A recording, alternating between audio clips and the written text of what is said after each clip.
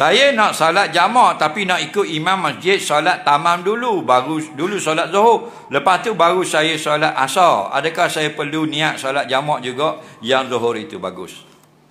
Dia daripada Kuala Lumpur berhenti di Masjid Cenering nak balik ke Kuala Lumpur semula. Atau mari sini berjalan makan angin 3 hari.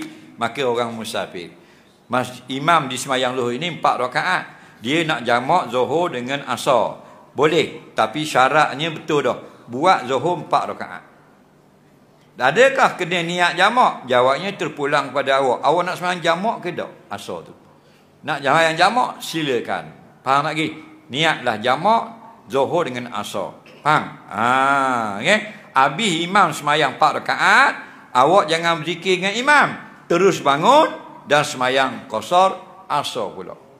Jadi jamak itu jamak takdim namanya, bukan jamak takhir. Ingat dah? Kalau 3 ni biasanya orang tak ingat. Niat solat jamak takdim, niat jamak takhir, niat solat qasar. Dengar baik-baik. Niat jamak takdim wajib di dalam semayang, bukan wajib dalam takbir. Dalam takbir boleh, masa qiyam boleh, dalam rokok boleh, i'tidal boleh, masa turun nak sujud boleh, dalam tahiyat boleh, selama belum salam. Wajib niat dalam solat jamak takdim. Sunat niat dalam takbiratul ihram. Yang kedua, jamak takhir tidak wajib niat di dalam solat. Niat dalam waktu solat yang pertama saja.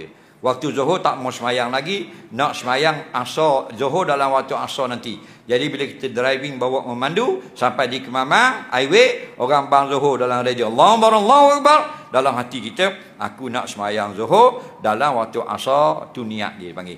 Atau aku nak semayang zuhur jamak takhir, atau aku nak lewatkan semayang zuhur sampai waktu asar.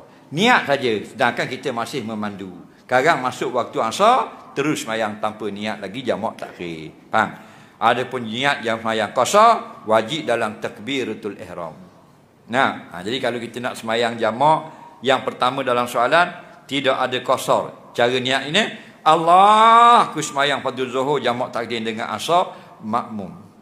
Okey, habis imam salam, kita naik nak semayang jamak yang kedua iaitu asar tapi qasar. Allah, aku semayang fardhu asar jamak dengan zuhur qasar, tak ada makmum dah.